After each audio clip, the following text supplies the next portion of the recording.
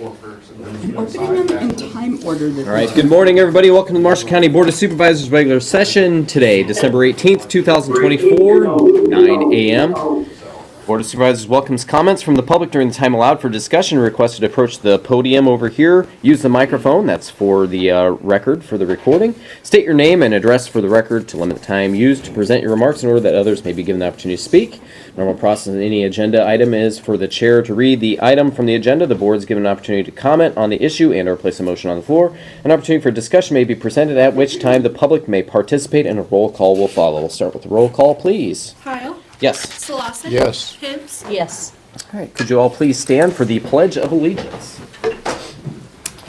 I pledge allegiance to the flag of the United States of America and to the republic for which it stands, one nation, under God, indivisible, with liberty and justice for all. Is there a motion to approve today's agenda? I'll make a motion that we approve the agenda as presented. I'll second. All right, we have a motion and a second. Is there any further discussion? Hearing none, roll call, please. Hibbs? Yes. Kyle? Yes. Solosik? Yes. All right, number 5, service awards. We have 5-year service awards, starting off with Mariella Tellez. The sheriff's office is a jailer. And I don't believe she's in here with us today. So congratulations to Mariella Tellez. And Sheriff, you want to give remarks now, or if you want to give remarks that you have several as we go down the list. Awesome. Then next up for 5-year award, Christopher Donaldson, Secondary Roads B Operator 3. I don't believe he is in here with us today either. But 5 years. You'll follow suit? Well, we'll follow suit with you next. Paul, congratulations on your 15 years with Marshall County as our engineer, county engineer in our Secondary Roads Engineer's office. So thank you very much for all your time you put into Marshall County. And is there any comments from any of the board members on Paul's talents and service? No? Much appreciated. No, Yeah. yes.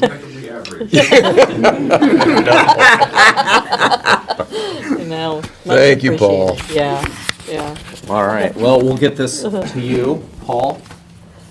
Do you have any comments that you'd like to share about your Time? 15 strong years with Marshall County? It seems longer than that. Because I started here in 1995, but I've been here 2 different times, so actually I've been here 20 years. But this as the county engineer, 15 years, and all I can do is hope to learn, keep learning every day, and I'm sure that the last year that I'm here will still be learning, so. That's the best attitude to have. Thank you. Awesome. Thank you, Paul.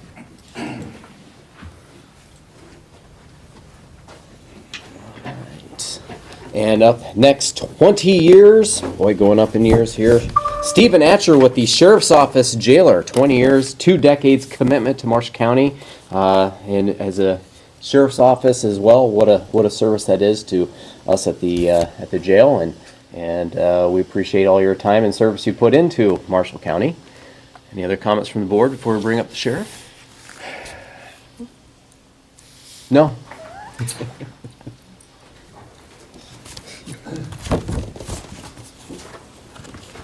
Sheriff Joel Phillips, Marshall County.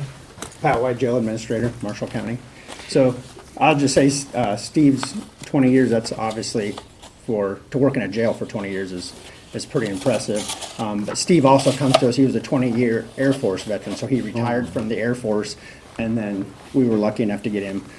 Steve's one of our field training officers, and then he also handles our inmate commissary, so there's a lot of logistics and accounting and stuff that goes on with that, because if they don't get their snacks, they're not happy. So Steve is very instrumental, and he's been doing that for quite a while, and we really appreciate all his years of service with that. So.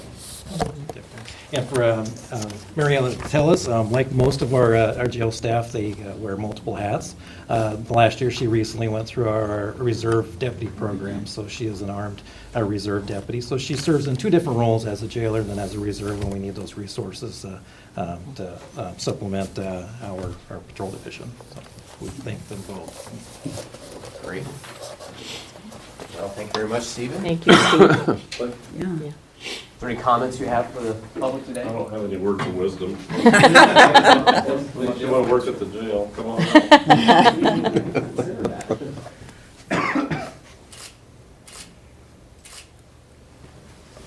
Thank you for your service, we appreciate it.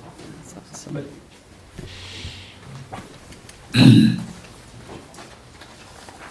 All right, next up, going up in years, 25 years, Daniel Cahalan, Sheriff's Office as a jailer, and I think as a possible recent retirement as well. So congratulations all around going to Daniel and Yes, and Sheriff. as, we wish him the best of luck in his next endeavors through his retirement. So again, 25 years, that's extraordinary, especially in corrections. Yes, awesome. Congratulations to Daniel and his service to Marshall County, and congratulations to him in his retirement. Going up another decade, 35 years, Dennis Fouch with the Secondary Roads Patrolman 2.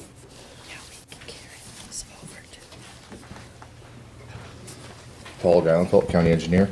Yes, Dennis with 35 years is our most experienced motor grader operator and our most senior motor grader operator. And he is very skilled, and we're very appreciative of all his hard work.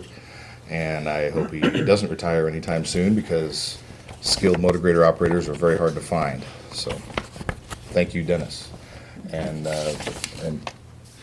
did you have? What area did he? He's Melbourne. He's in the Melbourne Yeah, area. yep, so he's the southwest quadrant where his territory is. Is he the guy that trains the new ones?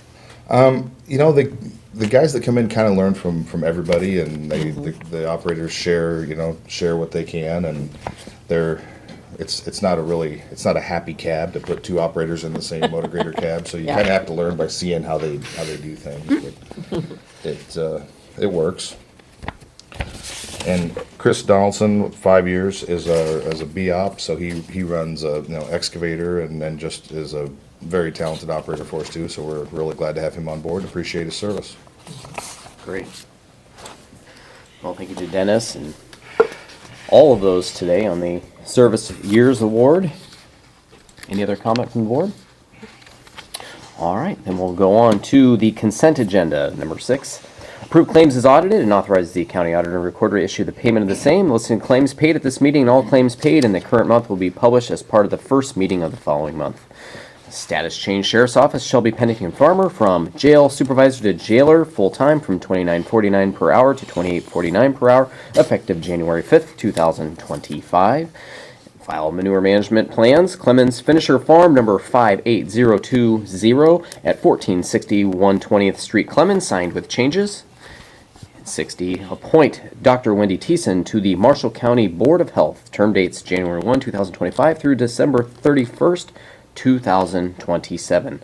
And that is the end of the consent agenda. Mr. Chair, I'll make a motion to approve the consent agenda. I'll second that. We have the motion and the second. Is there any discussion on these items? I would like to thank the board for approving the claims that came in very late. We were adding some late ARPA claims to get through. We will probably have a couple to have you manually initial on Monday at our event, just to get everything through and finalized, so. Perfect. But appreciated that because you got everything very late, so thank you. No worries on that. Any other comment? We have the motion and the second. Roll call, please. Hibbs, Yes? Heil, Yes. Solosik, Yes. All right, on to number 8, public hearing, Marshall County Sheriff's Office and Jail Phase 1 renovation. Is there a motion to open the public hearing? I'll make a motion that we open the public hearing at 9/11? 9:11 a.m. I'll second that. All right, we have the motion and the second. Any discussion? Roll call, please. Hibbs, Yes? Heil, Yes. Solosik. Yes. All right, this opens the public hearing. Do we have any written comments? None received? None received. Do we have a number counted of who's all here today?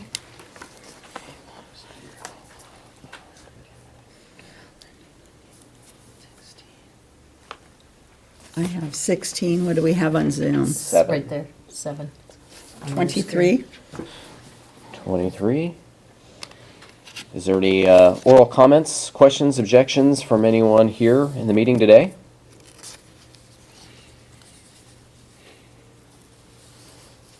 All right, hearing none, is there a motion to close the public hearing? Mr. Chair, I'll make a motion to close the public hearing at 9:12. 12. I'll second that. Motion and second, any further discussion? Roll call, please. Hibbs, Yes. Heil, Yes. Solosik. Yes. All right, now on to, Should we tell everybody we have to do that because it's federal dollars? I know it seems weird, but it's just one of the rules. thanks for the clarification on I that. know, it seems really odd. but- Very efficient 1-minute public hearing. Yes. Number 9, Resolution 2024-33, resolution adopting plans, specifications, form of contract and estimate of cost for the Marshall County Sheriff's Office and Jail Phase 1 renovation. Whereas on the 8th day of November 2024, plans, specification, form of contract, and estimate of cost were filed with the auditor for the construction of certain public improvements described as general in the Marshall County Sheriff's Office and Jail Phase 1 renovation.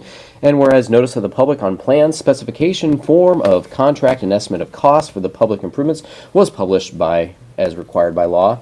Now therefore be resolved by the Board of Supervisors of Marshall County, the State of Iowa, Section 1, that the plan, specification, form of contract, and estimate of cost are hereby approved as the plan, specification, form of contract, and estimate of cost for the public improvements as described in the preamble of this resolution, passed on this 18th day of December 2024. Is there a motion to approve this resolution? Or adopt, I shall say. I'll make a motion then to adopt Resolution 2024-0033, resolution adopting plans, specifications, form of contract, and estimate of cost for the Marshall County Sheriff's Office and Jail, Phase 1 renovation. I'll second that motion. We have a motion and a second. Is there discussion on this?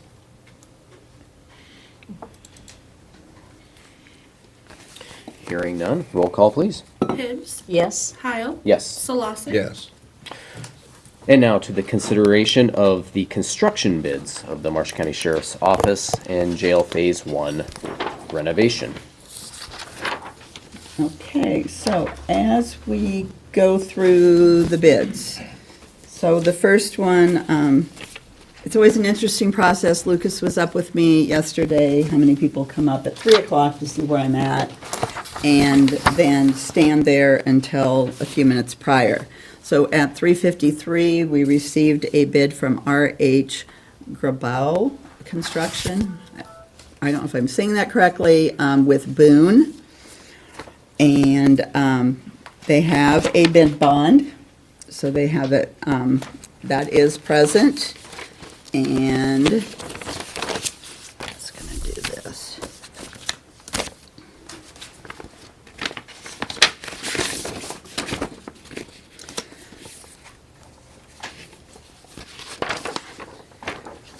And theirs is for $4,478,000. And we've got 2 alternates as well. And alternate 1, $443,000. And alternate 2, and I learned last time with Kim's, it's easier to have a spreadsheet, is $319,000. So again, $4,478,000. Alternate 1, $443,000 even, and alternate 2, $319,000. I've got to ask what the alternates are. What, Lucas or Joel?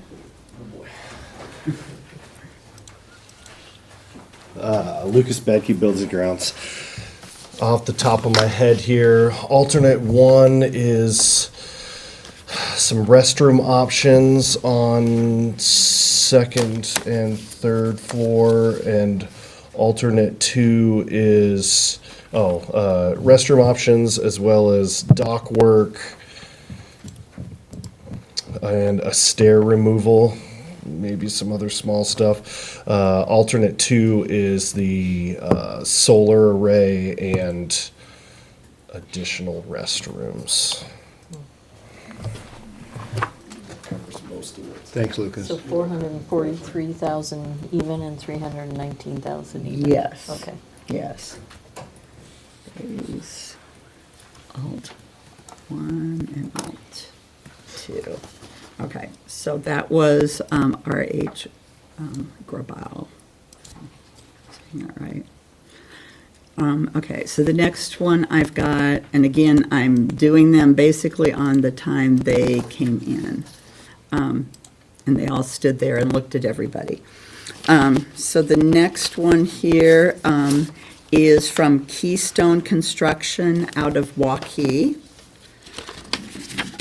They do have a bid bond, so they've got that part right here.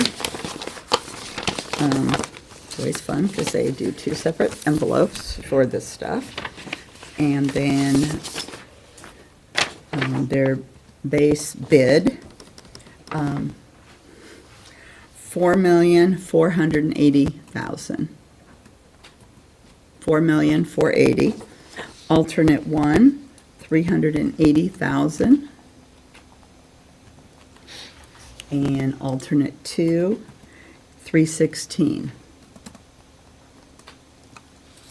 So I'll read those off again. Again, Keystone Construction, $4,480,000. Alternative 1, $380,000. Alternative 2, $316,000. That one was filed at 354. Okay. At 355, the ball team. Can you spell that? Ball. Oh, teams. It's 2 words. Ball team. Okay. I've not heard of them before. LLC Construction, From, Urbandale.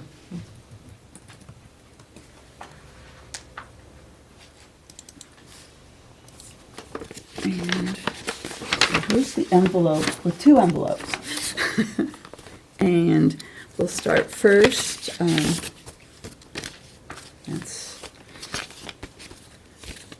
First here is their bid bond, so that is present.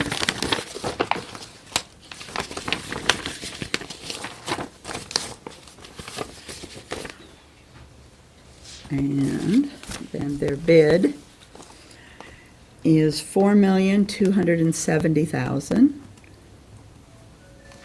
And then alternative 1 is $442,000. And alternative 2 is $373,000. So again, Ball Team LLC Construction, $4,270,000. Alternative 1, $442,000. Alternative 2, $373,000. Then at 356,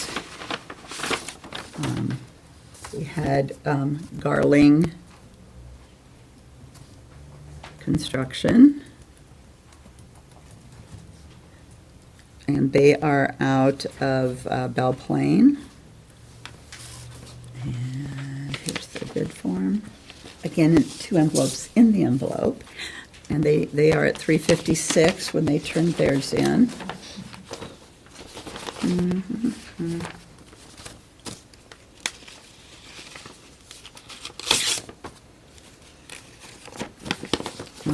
They do have their bid bond.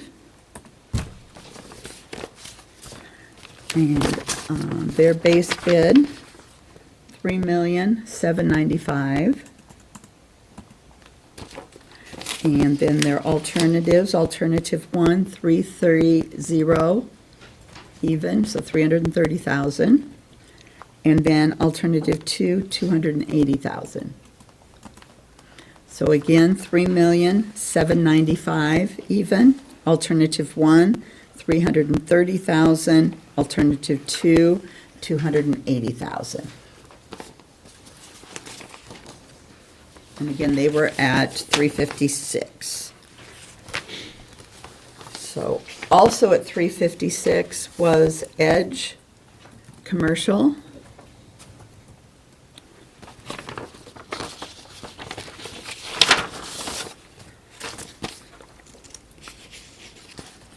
They do have their bid bond.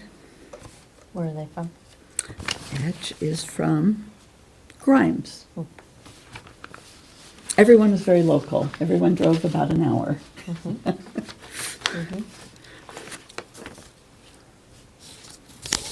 And they all seem to know each other, so they're all chatting out there. Oh, It was really weird. All right, their base bid, 4,234,000 even. And alternative 1,403 even. And 287. So again, Edge Commercial, 4,234,000. Alternative 1, 403,000. Alternative 2, 287,000. And the final bid, number 6, came in from Cardinal Construction, and they are out of Waterloo. They do have their bid bond.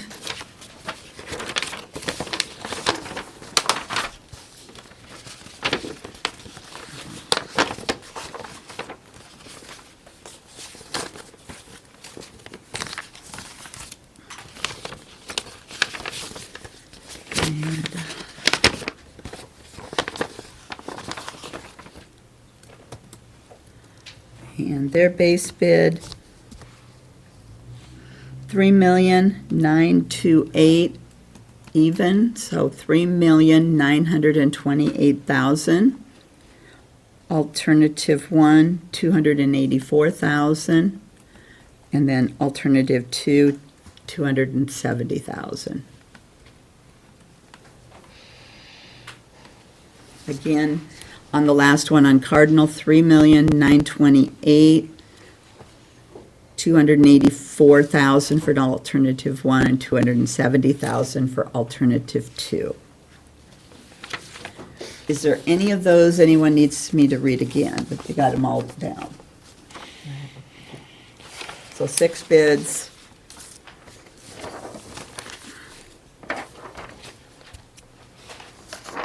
In 4 minutes. Always interesting when All right. We have the consideration of construction bids. Lucas? Well, our architect did a cost estimate on this before we put it out for bid, before we had a pre-bid construction meeting with a fair amount of contractors that showed up. We let them know the budget was somewhere around $2 million, and every one of them missed it by a large margin. So at this point, we don't have the money to accept any of these bids, and there's just no way. I mean, the closest one at Garling is $1.5 million off base bid. It doesn't include any alternates. We will have to have some discussions with our architect, and really this puts us in a fairly big bond because we're using ARPA dollars that need to be committed by the end of the year, and this was kind of our big home run swing at the end of the year, and now we have $1.8 million in ARPA funds that are going to be difficult to deal with. So obviously we're going to have some more discussions, but I don't think we can accept any of these bids today.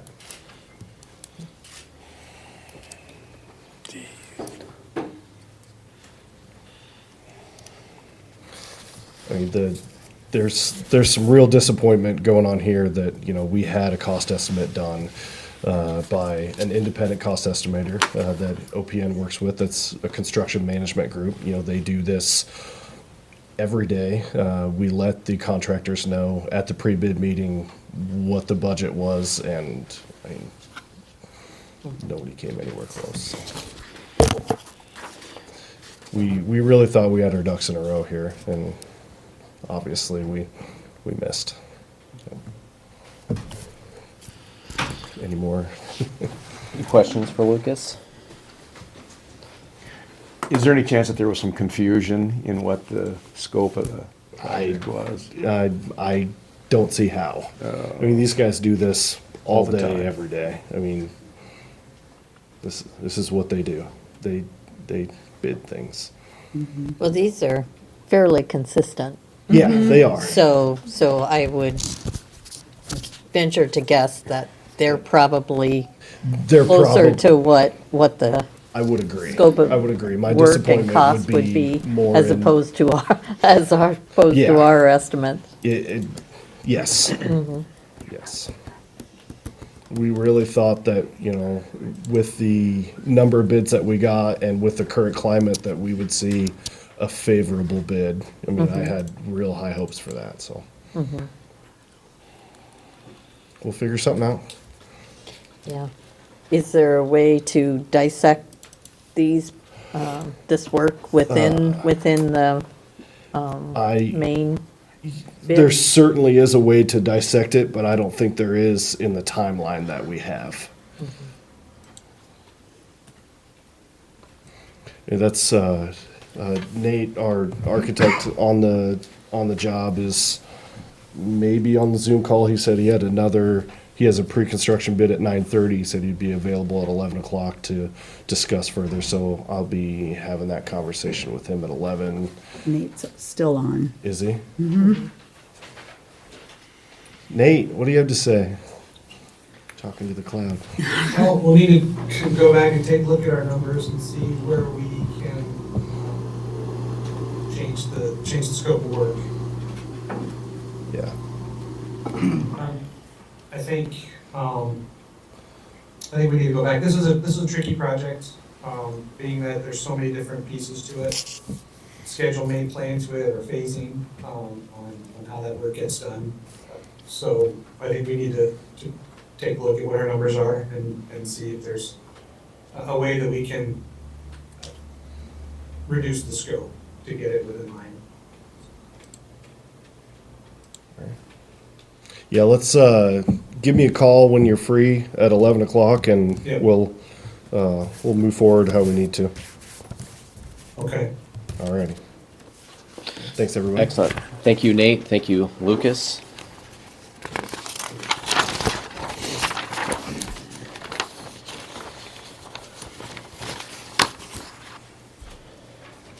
So we're on number 11. I don't think there's any action that needs to be done. I don't know if it's a table option or... Just hold on it and see if there's a way to split the project up, or we could maybe do a special yet and split it. Okay, Yep. We got a little homework to do on this one. yeah, that's fine. All right, thanks for everyone's work on that. We appreciate that.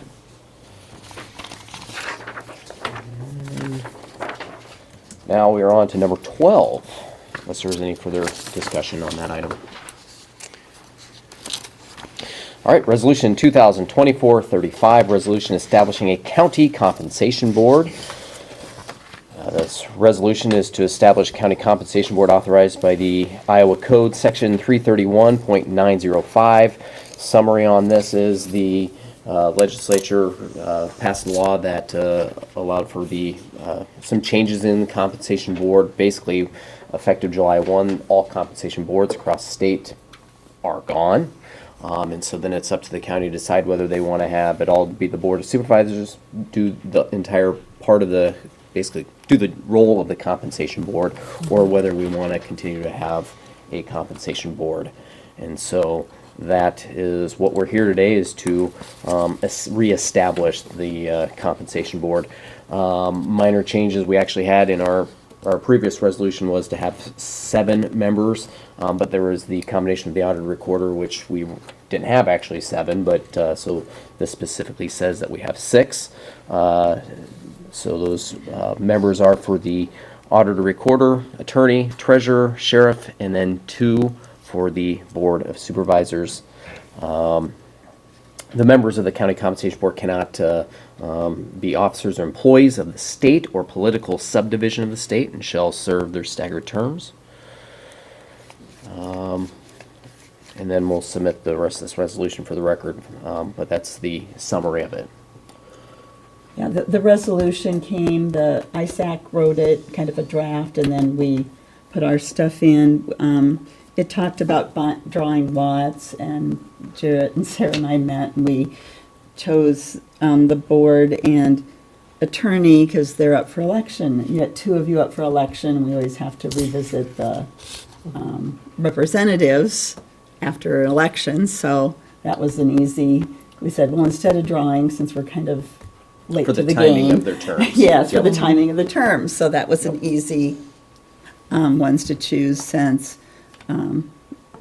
we just, Sheriff and I had just gotten elected, so we left us on 4, and we only needed 3 representatives, so left Deanne.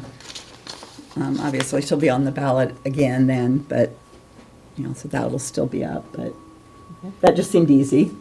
Yep. Yeah, and it's an interesting mixed bag from a district supervisors meeting that I attended of who's keeping compensation boards, who is not. It kind of seemed like if there was a little disagreements between compensation boards and boards where they didn't necessarily work the best together or whatever it be, it seemed like that's where the boards decided to just take it themselves. Those that have good relationships with compensation boards that see the value in it were the ones that were keeping it, and that's where I believe we're feeling today on this. So, further discussion. I appreciate the work they do. Yeah, I do too. I guess I've changed my mind on this. 3 or 4 years ago, I thought it was kind of an unnecessary thing to have to work with, to do within the county. But the more I thought about it, I think it's something that's that we really ought to try to continue to work with. Well, it's nice to have an independent board do all the review of all the salaries, and then come and bring that recommendation to the Board of Supervisors to then, you know, they have their lens that they look at it. We as a board have our lens to look at as well, from budgetary and our standpoint, and to make that decision. So it's a good collaboration to have, I think, and I see we have at least one member here. Mark Eaton, is there anything you want to share on this? Oh, I think you're doing good. Okay. Thanks, Mark. So, Mark represents the sheriff and has been doing that for 4 years now? Right. And the previous sheriff also. Time flies. Any comments at all from any of our elected officials on the compensation board? It's always been an interesting process and kind of fun to watch, actually. And it's always kind of an uncomfortable thing, and us determining salaries of ourselves as public It's weird. officials, and they are salaried positions, so it's a requirement, and we are stewards to the taxpayers at the same time. So it's a good process to have an independent board bring that recommendation to us. So it doesn't turn into necessarily. Can be a very political decision. I think in today's hiring environment, it just makes sense to keep an independent group looking at that. Yep. Great. We do not have a motion yet. I will make a motion to adopt Resolution 2024-0035, establishing a county compensation board. I'll second. All right, we have that motion in the second. Is there any other further discussion, questions, comments, concerns? You know, we have the final say anyway, to be honest. Yep. Percentage-wise, Yeah. anyway. Yep. Yeah, So- but receiving the feedback, I think, is valuable. Yeah, absolutely, yes. Harold? Yeah, Harold, come on up, please.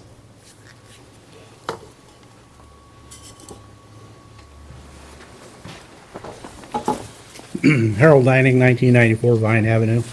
I guess I was surprised that you even have to vote on this because there's been a compensation board for a number of years. And years past, I don't know how many, I served on the compensation board. So I kind of understand the workings of it. And it was always a fair and accurate assessment, comparing other counties of comparable size and so forth and so forth. And bringing a recommendation And obviously, it's up to the supervisors to accept or reduce it or, whatever.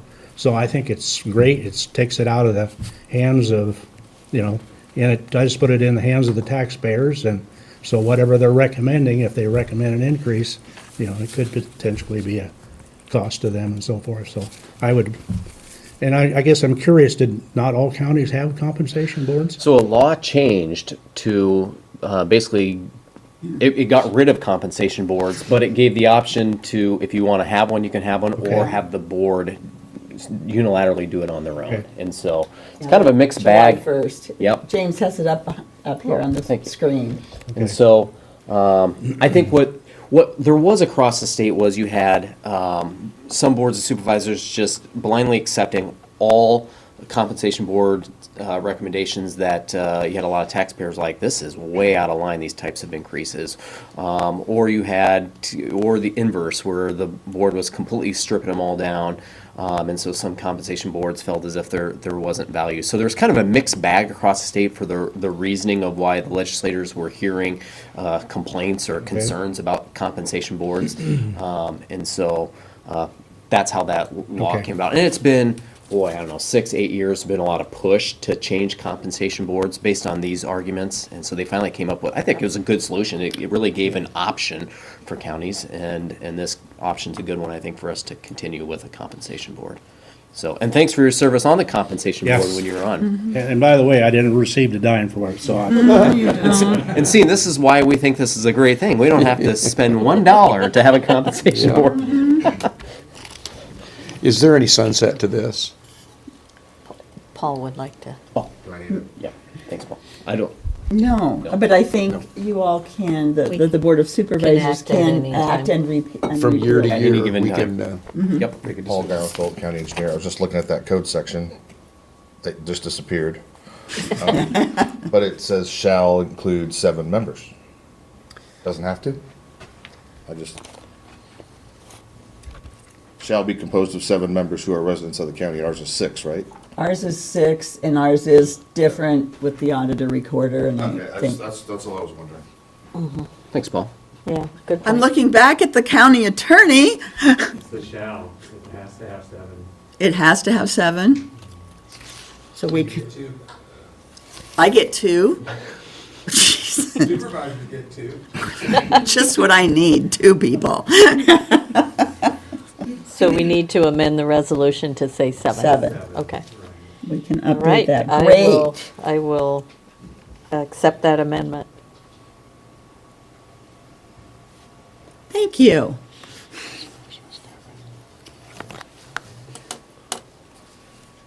Steve, do you accept that amendment? I do. Okay. So where do we put the 2? The extra? Well, on that code, did it specifically say that they are for each Yes. elected official? Yes. You have to, You get 2. Yeah, maybe you get 2 then. Your recorder and auditor. Yeah. Okay. That's exciting. It's quite the honor. Wow. From the gallery.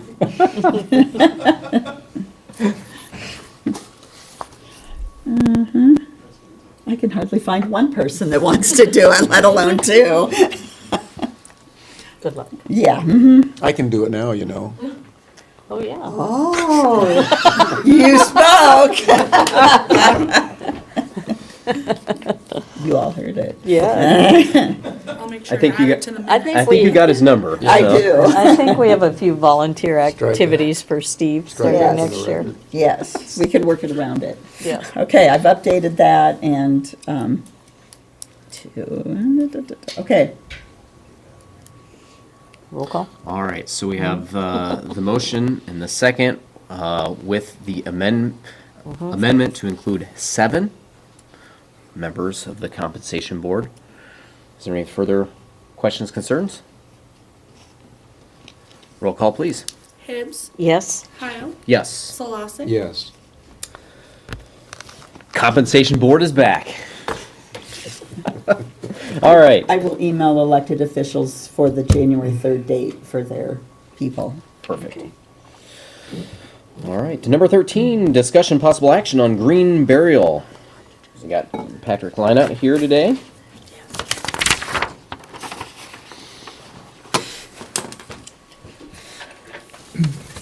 Pat Linett. I've been a resident of Marshall County over 55 years. I've owned a 15-acre property south of Green Mountain almost 50 years.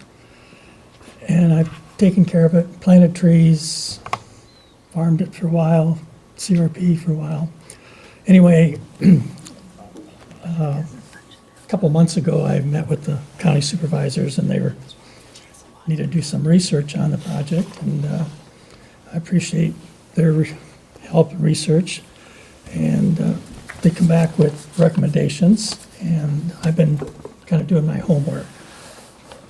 One of the recommendations is that a funeral director would actually do the burial and plant a marker so it can be located there. I don't plan on doing any type of marker or any fence. I just want to be placed there because I've spent a lot of time in this location. I think it's an ideal location because to the west, Alliant Energy has a landfill from their fly ash that's been there probably 30 years or more. I'm about 100 yards from 3 of the neighbors that joined the property and probably 50 yards from 3 others. I've talked to the neighbors. I don't find any objections. And I've also talked to the funeral director, and I can contract this be done, I hope, in the far future.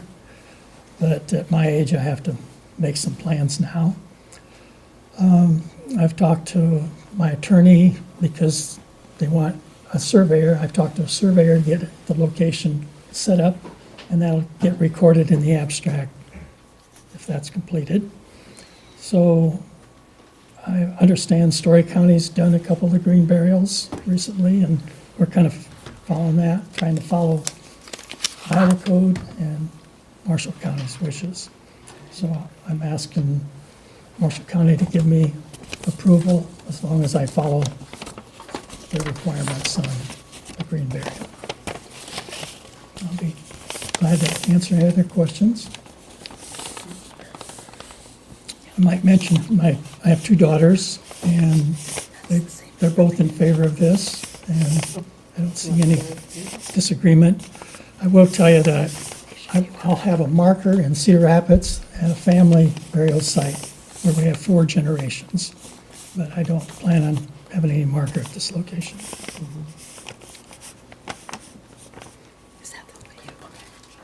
So as the permit, Yeah, Sarah did some research on this as well. You've got a letter from Tyler as well, but that's the same information she got as she researched it.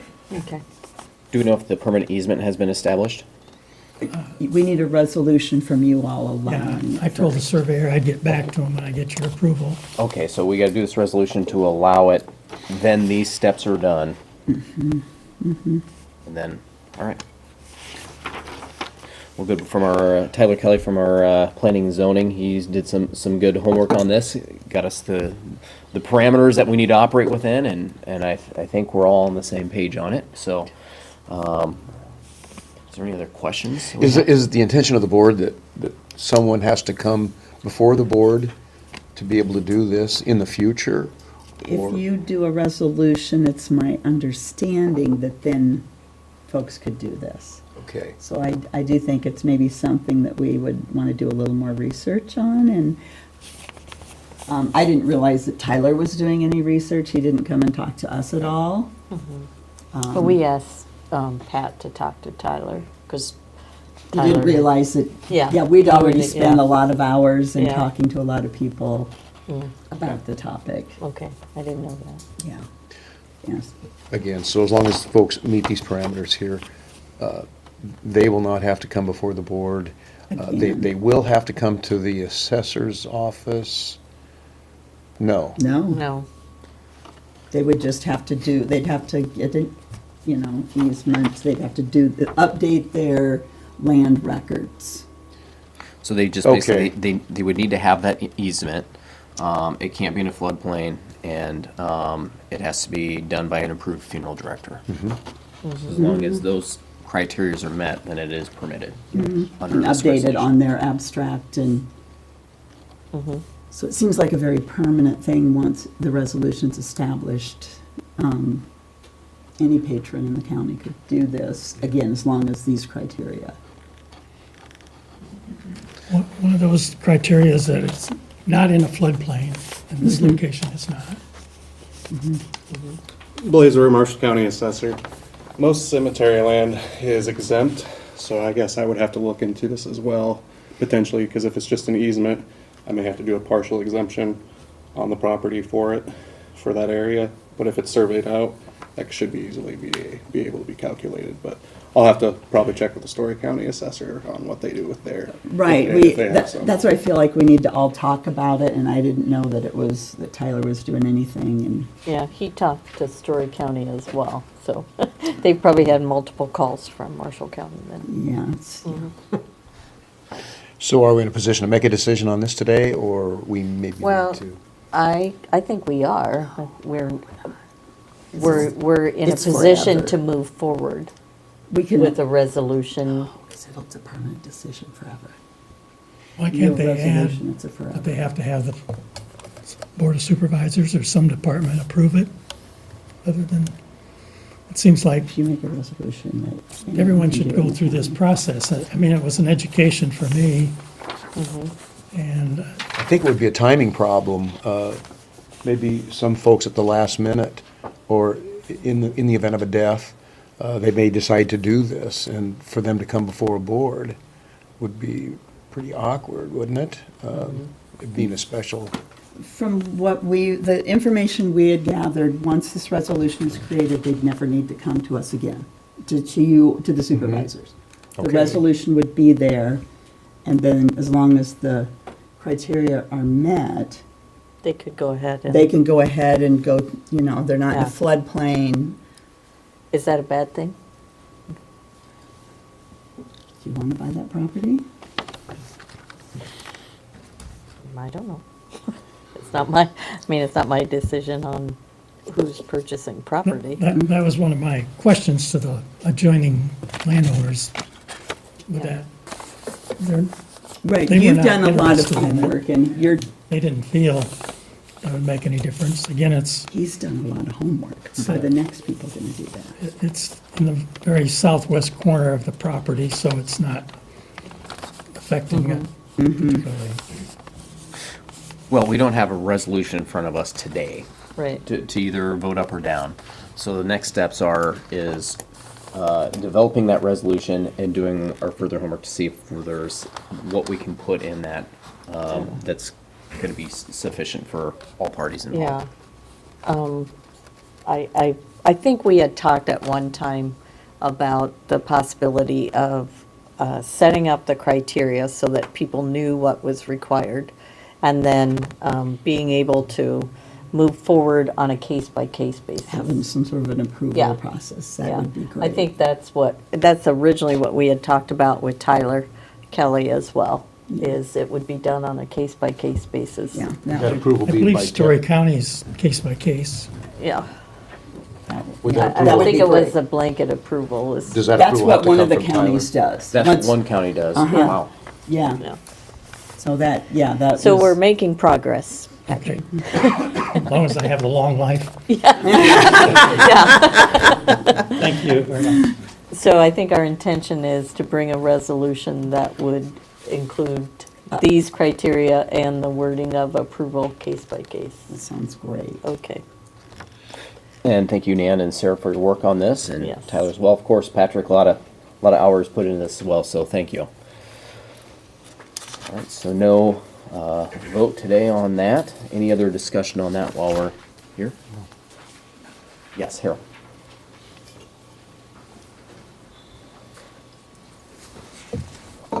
Harold Lanning, 1994 Vine Avenue. I just want to say that I totally support Pat. I live not directly adjoining, but he's across the road. He's visited with me, he's visited with other neighbors. I've visited with other neighbors. There's absolutely no objection to it whatsoever. He loves it out there. He camps out there during the summer. It's a very peaceful place. I can't think of a better place that I'd want to be buried if that's his choice than to have him be buried there. So I'm totally in support of getting it done, and so he's got peace of mind and knows that that's where he can be when he has to be there. Great, thanks.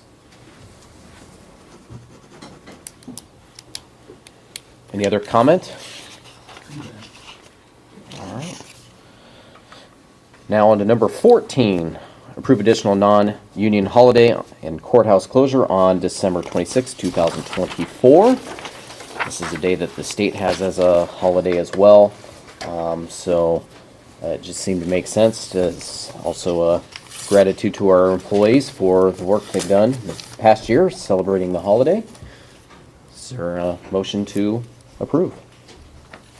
Are they okay with this? Has anybody talked to? I've heard there's lots of opposition Maybe we from the better not. employees. I would make a motion. I'm making a motion here, Carol. Okay, Steve. To approve an additional non-union holiday and courthouse closure on December 26th of 2024. I'll second that. Motion and a second. Any further discussion? Roll call, please. Hibbs, Yes? Heil, Yes. Solosik, Yes. Merry Christmas. All right, number 15. Purchase of temporary easement and permanent easement from John M. Weitzel and Betty Weitzel for project BROS C 064145 8J64 and authorize the chair to sign. This is a right-of-way acquisition for our upcoming cast-in-place box culvert project with Tama County, and this is for the, obviously, the Marshall County side of the right-of-way. They're just the additional right-of-way that we need for temporary during construction and the permanent, just because of the layout of the structure. And there's also $200 included in the agreement for future update of abstract. So that's just it's a potential increase in the cost if they update the abstract, and it just basically covers for them for that. Excellent. Questions for Paul? All right, is there a motion to approve? I'll make a motion to purchase a temporary easement and a permanent easement from John M. Weitzel and Betty Weitzel for project BROS C064 and authorize the chair to sign. I'll second. Motion and a second. Any further discussion? Roll call, please. Hibbs, Yes? Heil, Yes. Solosik. Yes. You betcha. A quick recess here, and then we'll get to the approval of 28E with Grundy County and Marshall County. If I could get this signed and notarized, I can trade it back. And notarized. It doesn't have to be right now, I'm just saying. Do you think We can get a notary stamp, and they can bring I it. ought to read the entire, I was going to say, It doesn't have to be like, if Tom it's sometime Swartz. today, that's great. Oh, no, I could I'll probably just pick have out Joey run it down real quick. Yeah, and then Joey get can- it all done, and you can take one it. that Yeah. represents, I don't think you have to go into a lot of the history, okay, yeah, cool. but the one that represents his sentiments about fully and replacement value.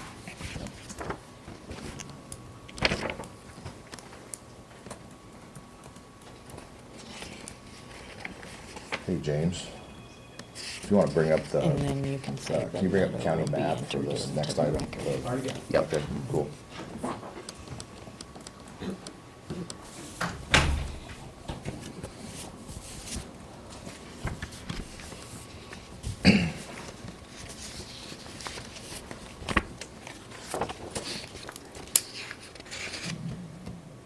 well, and it has been submitted to media. Robert's already got it.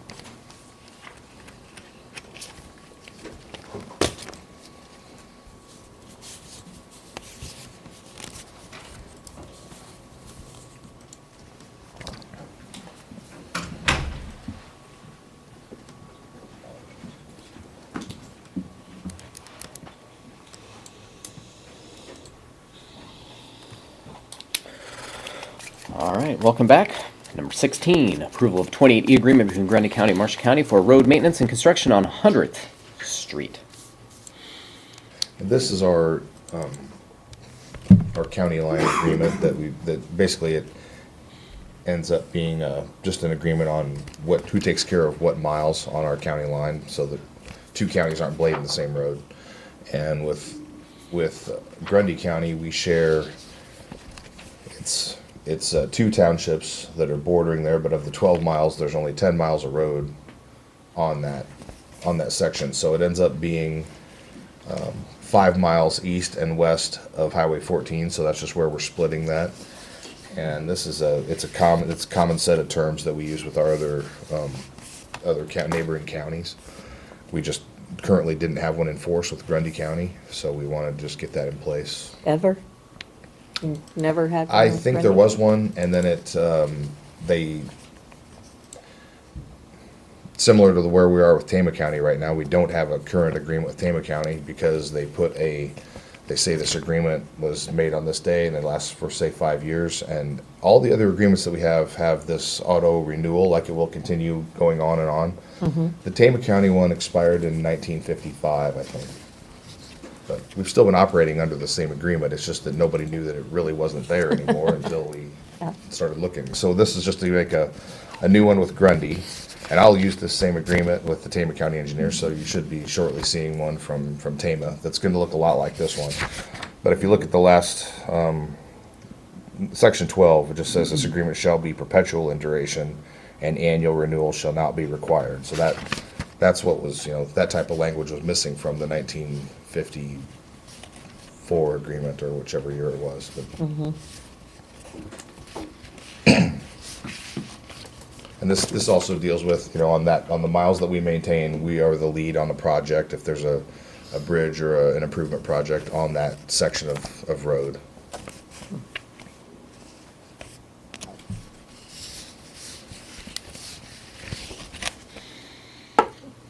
All right, is there a motion to approve? I'll make a motion.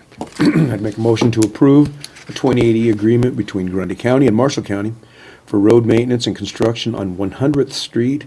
This agreement covers the maintenance and construction responsibilities of 100th Street on the county line between Marshall County and Grundy County.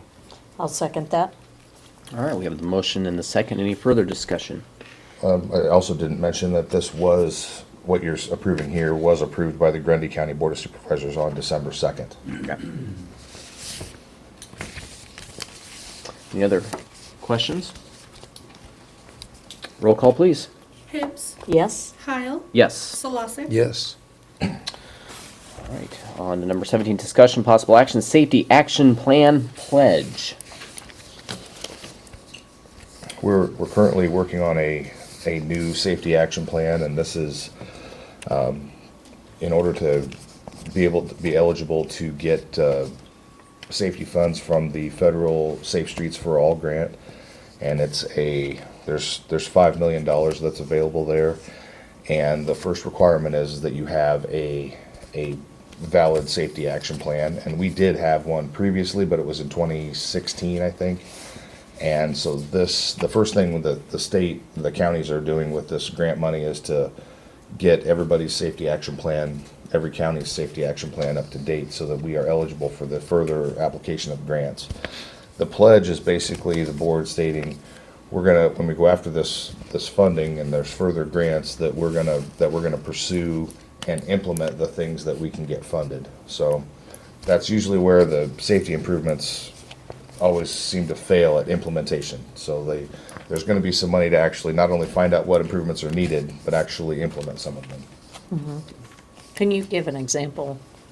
Just Well, what we're actually year? in the process right now of our workshop is going to be February 4th, and we've got a few county officials and some state and the consultant team are going to be in there too. We look at places with accident history and places that are just places that are kind of a geometric anomaly, like our intersection north of Albion that with 330 that you go to it and you go, why did they do this? And those kind of things that we're looking at. And is there potential improvements that can be made to make these these intersections are places where there's, you know, accident history, more safe.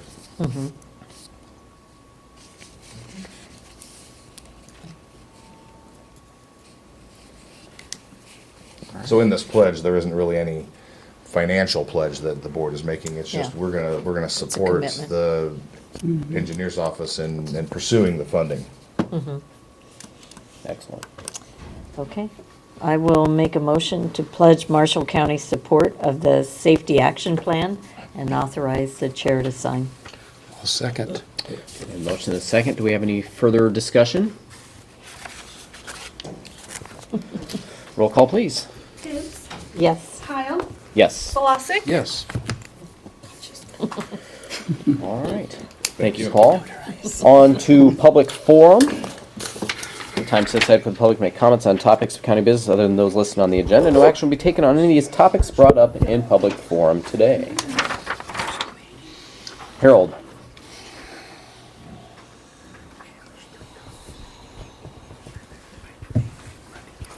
Harold Lanning again, 1994 Vine Avenue. I know you're probably tired of hearing from me today. Not but, yet. Not yet. I just couldn't miss the meeting because I wanted to say one last time to my friend over here, Steve Stolasik, thank him for his years of service and all the hard work that he's put in to run the county efficiently and effectively and so forth. So I appreciate it. I wish you the best in whatever you choose to do and so forth.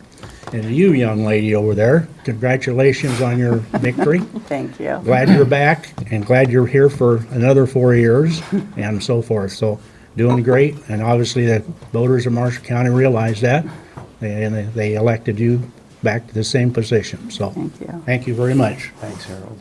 Thank you. Promise I'm done. Other public forum today? Well, and following that, we've arranged a little fun celebration on Monday, the 23rd, from 11 to 1, recognizing Steve right here in this room. Anyone's welcome. I cleared my schedule, so I'm gonna be here. You have, I've spoken to Joyce, and so, yeah, we got her approval too, so. Well, or second or third, but it's all good. She made it all work. So nice. she's a trooper. Thank you. Yes, so, yes, looking forward to that. It'll be weird. So, Steve, do you have any comments for us? I don't on think your- I'll on be your- able to. Oh. Well, yeah. Steve has been fantastic for Marshall County. He's got a true servant heart in all that he does. I've said it many times before. I like how he comes to the table always looking for a solution of all parties involved. You know, in politics these days, that's not always an easy thing to come to, because when you try to do all parties involved, usually both end up not happy. They're not getting everything they want, but that's not the real world. And Steve cares so much for the people, cares about good decisions, and I really appreciate you and everything you've done.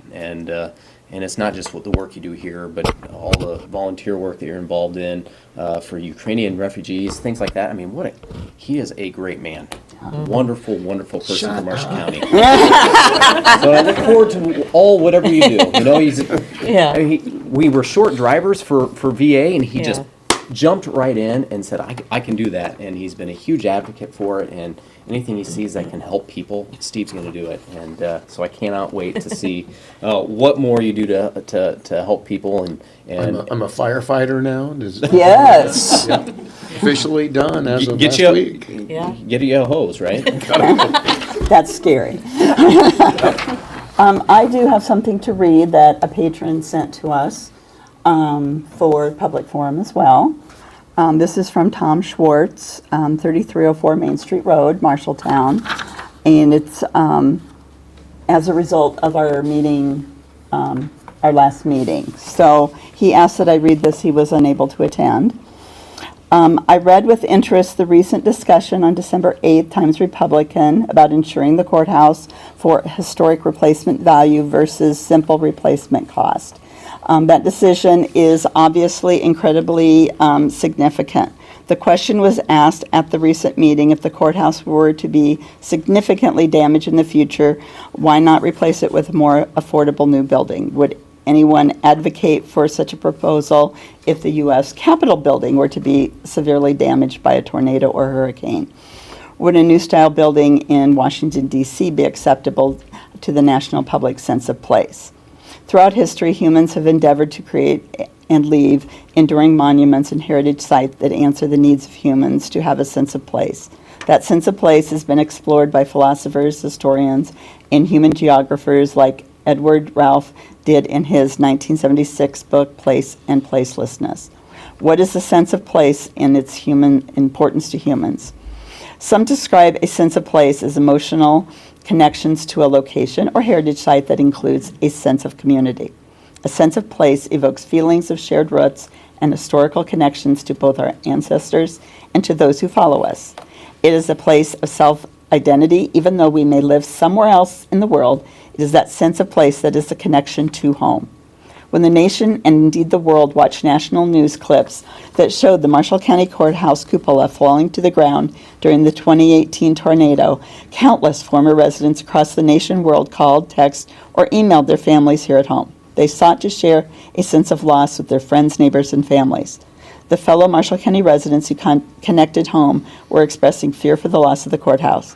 One historic preservationist predicted that very possible sense of loss should the courthouse be replaced and lost to the community.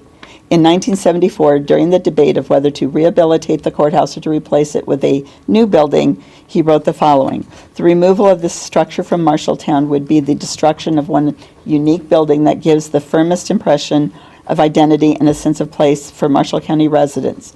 The removal of the centerpiece for the whole county would be an abrupt break with history." That 2018 tornado was a historical event that loomed large in the minds of many citizens. Would the courthouse be lost forever? Would that grand old lady built in 1886 through 1888 be gone from the center of town and the county? Would what had been the shared symbol of the community to past, current, and future generations be gone forever? The courthouse has been our shared sense of roots that connects us both to the past and to the future.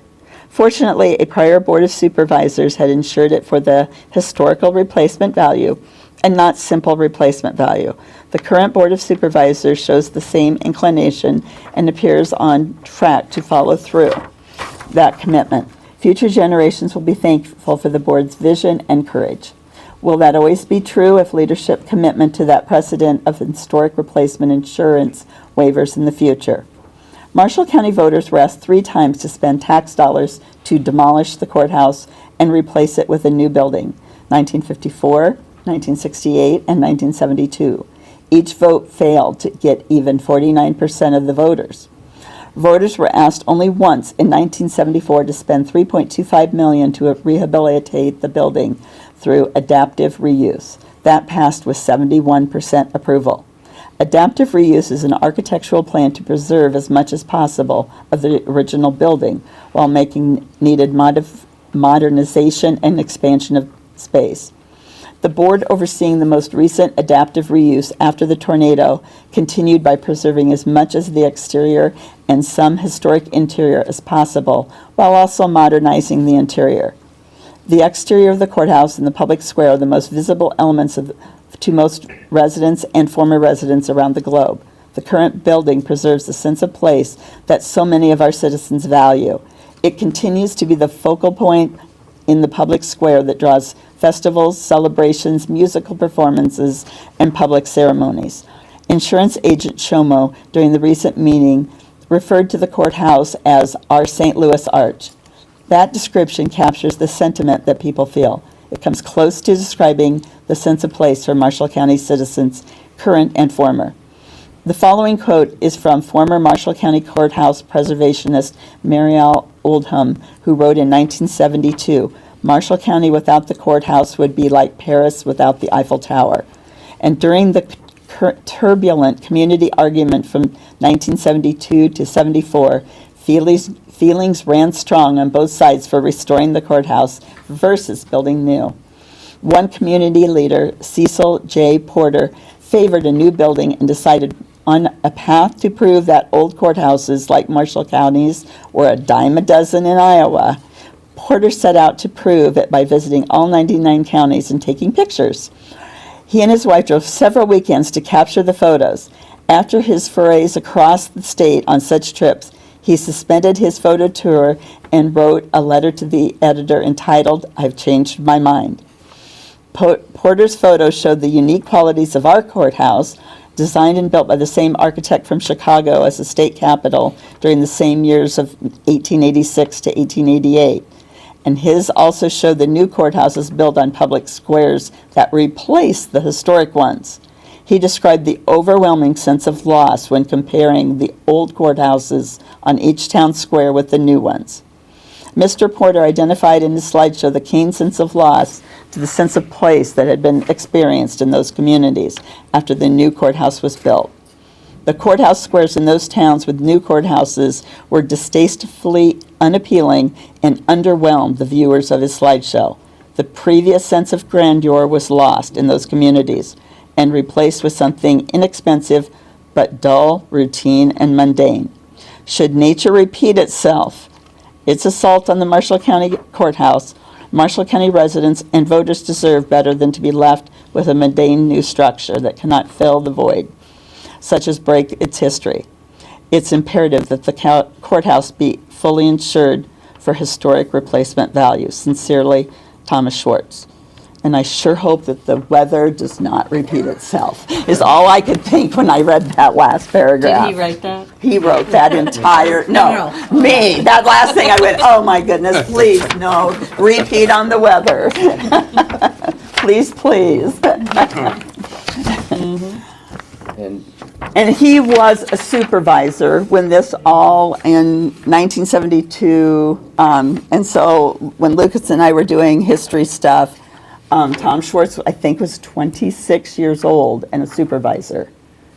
When you think about the age he was, and he knew lots of good information for us.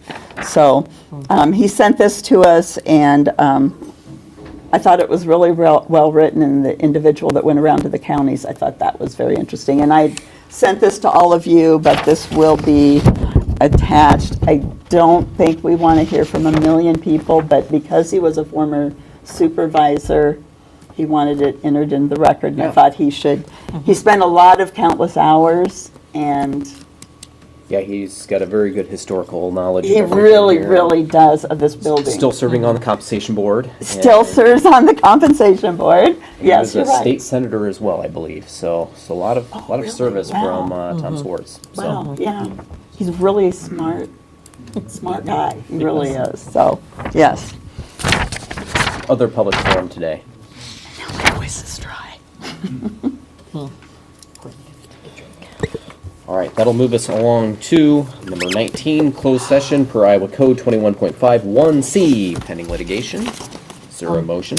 I'll make a motion that we enter into closed session pursuant to section 21.3, subsection 1, paragraph C of the Code of Iowa to discuss strategy with counsel in matters where litigation is imminent and where its disclosure would likely prejudice or disadvantage the county in litigation. All right, sounds good. Marshall County Attorney has a relationship with the Office of Marshall County Attorney at Ehlers and Cooney at 10:15.